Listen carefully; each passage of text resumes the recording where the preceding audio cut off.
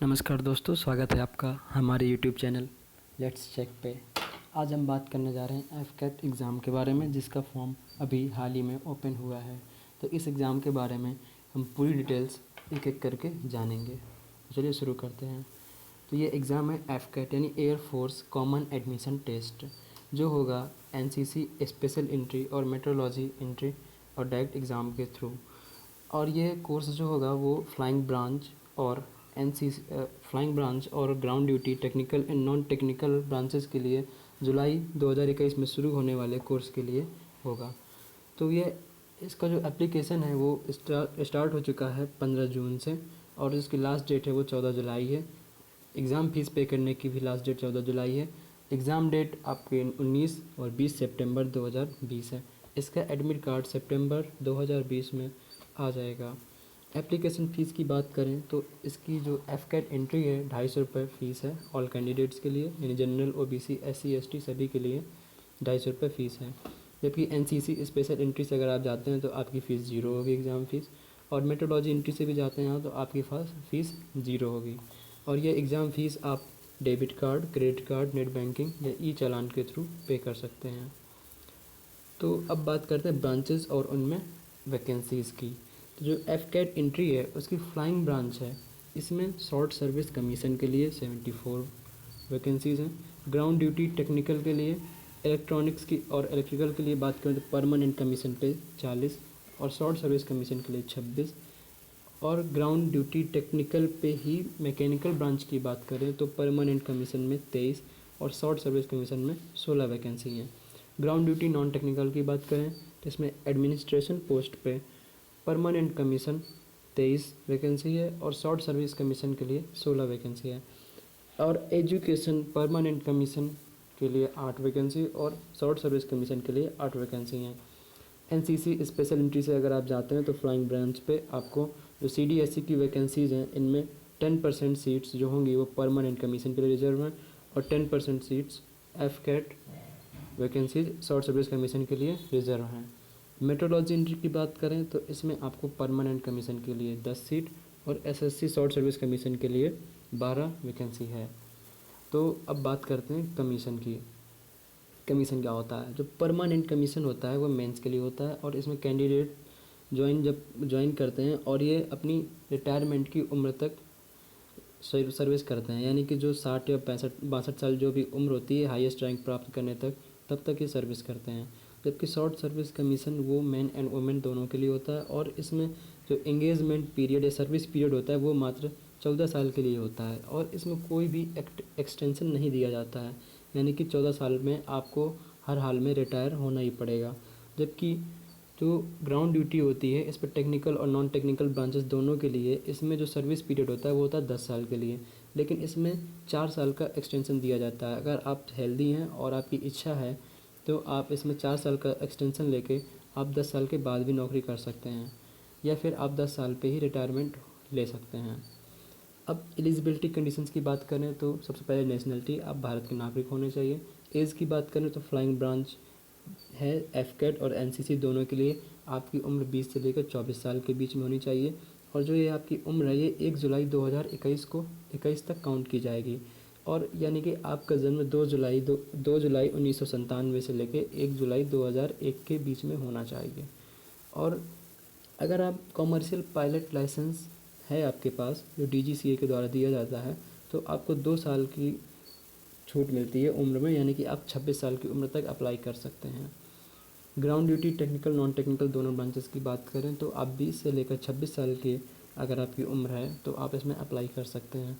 Marital status की बात करें तो कैंडिडेट्स जितने भी हों सभी 25 साल की उम्र के नीचे तक सभी अनमेरिड होने चाहिए, यानी अविवाहित होने चाहिए, और वो न तो विडो हों, न विडोवर्स और न डाइवोर्स हुआ होना चाहिए 25 साल की उम्र के नीचे तक। एजुकेशनल क्वालिफ़िकेशंस, फ्लाइंग ब्रांच के लिए जो अभ्यर्थी होगा वो 50% मार्क्स होने चाहिए मैथ और फिजिक्स में इंटर लेवल पे, और ये फिर 3 साल का डिग्री कोर्स भारत के किसी भी यूनिवर्सिटी से 60% अंकों के साथ ग्रेजुएशन होना चाहिए, या फिर बीई या बीटेक जो 4 साल का होता है, और ये किसी भी यूनिवर्सिटी से 60% नंबर के साथ होना चाहिए।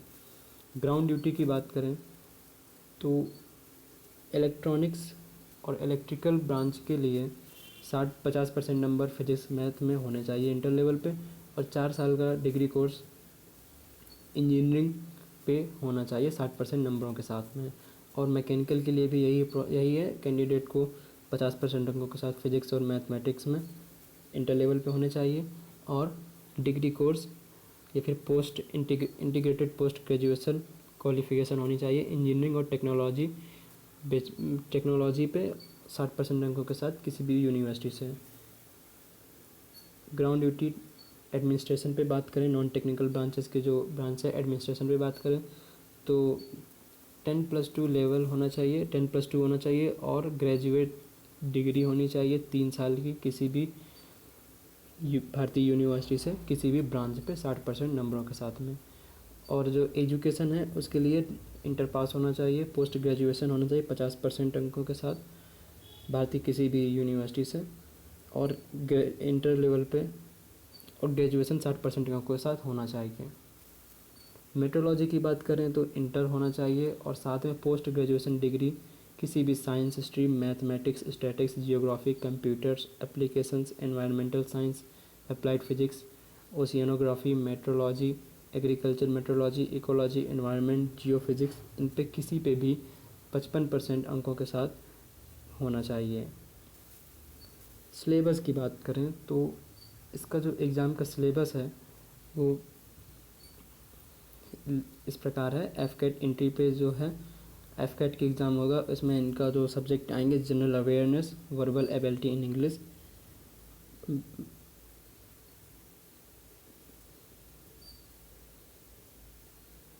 रीजनिंग आएगी, और मिलिट्री एप्टीट्यूड टेस्ट होगा। और जो एग्ज़ाम की ड्यूरेशन होगी वो 2 घंटे होगी। इसमें 100 क्वेश्चन आते हैं जो 300 नंबर के होते हैं। और एक और टेस्ट होता है उनके लिए EKT नाम से, यानी कि इंजीनियरिंग नॉलेज टेस्ट, उनके लिए होता है जो टेक्निकल ब्रांच या नॉन टेक्निकल, जो टेक्निकल ब्रांच सेलेक्ट करते हैं। और इस पे जो सब्जेक्ट होते हैं mechanical, computer science, electrical and electronics के सब्जेक्ट होते हैं। और इसकी 45 मिनट ड्यूरेशन होती है, जो 50 क्वेश्चन इसमें आते हैं जो 150 नंबर के होते हैं। अब पेपर के स्टैंडर्ड और सिलेबस की बात करें तो जो इंग्लिश का सिलेबस होता है उसमें comprehensions, error detection, sentence completion, filling in of correct words, synonyms, antonyms and testing of vocabulary, idiom and phrases. General awareness में आता है history, geography, civics, politics, current affairs, environment, basic science, defence, art, culture, sports etcetera, ये सब general awareness में आते हैं। Numerical ability की बात करें तो decimal, fraction, time and work, average, profit loss, percentage, ratio and proportion and simple interest, time and distance, train, boat and streams, ये आता है। स्टैंडर्ड की बात करें तो इसका जो स्टैंडर्ड होता है न्यूमेरिकल एबिलिटी के लिए वो हाई स्कूल लेवल का होता है, मैट्रिकुलेशन लेवल का होता है, और जो अदर सब्जेक्ट होते हैं उनका स्टैंडर्ड ग्रेजुएशन लेवल का होता है। अब इस मार्किंग इस प्रकार से होती है कि एक क्वेश्चन के लिए 3 नंबर मिलते हैं, और एक गलत क्वेश्चन के लिए 1 नंबर काटा जाता है, यानी कि 1/3 की निगेटिव मार्किंग होती है। और अगर आप क्वेश्चन अटेम्प्ट नहीं करते तो उसका कोई नंबर नहीं मिलता।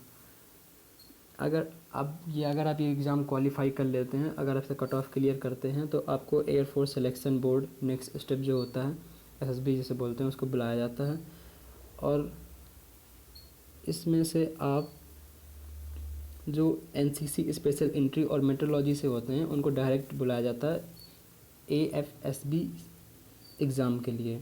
और जो ये AFSB सेंटर्स हैं वो सिर्फ 4 हैं इंडिया में, जैसे देहरादून, मैसूर, गांधीनगर और वाराणसी में हैं।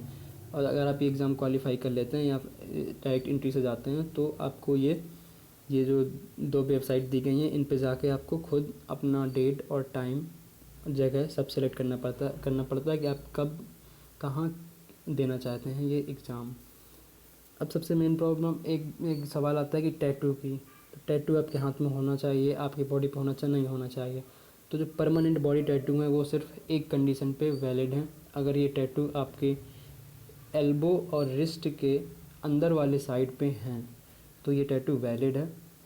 और परमानेंट टैटू इस जगह के अलावा पूरी बॉडी पे कहीं पर भी वैलिड नहीं होता है। और जो भारत की जनजातियां हैं जिनमें टैटू उनकी परंपरा मानी जाती है, वहाँ पे परमिट होता है, उनके लिए परमिट होता है। लेकिन उसके लिए कंडीशंस होती हैं कि वो किस तरह का टैटू है, कितनी लेंथ है उसकी, किस जगह पर है, ये उनके लिए भी मैटर करता है। लेकिन उनके लिए काफ़ी हद तक मान रहता है। अब ट्रेनिंग की बात करें तो डेट और ड्यूरेशन ट्रेनिंग कितने दिन की होती है। अगर आप एग्ज़ाम क्वालिफाई कर लेते हैं, फाइनल कट ऑफ आप क्लियर कर लेते हैं, फाइनल लिस्ट में आपका नाम आता है, तो आप ट्रेनिंग के लिए जाएंगे। तो आपकी ये ट्रेनिंग जुलाई के फर्स्ट वीक पे स्टार्ट हो जाएगी। जुलाई 2021 फर्स्ट वीक पे आपको ट्रेनिंग पे बुलाया जाएगा। और इस ट्रेनिंग की ड्यूरेशन जो है फ्लाइंग ब्रांच और ग्राउंड ड्यूटी के लिए अलग अलग होती है। अगर आप फ्लाइंग ब्रांच से आते हैं तो आपकी ट्रेनिंग 74 वीक्स के लिए होगी। अगर आप ग्राउंड ड्यूटी नॉन टेक्निकल के लिए आते हैं तो ये 52 वीक्स के लिए होगी।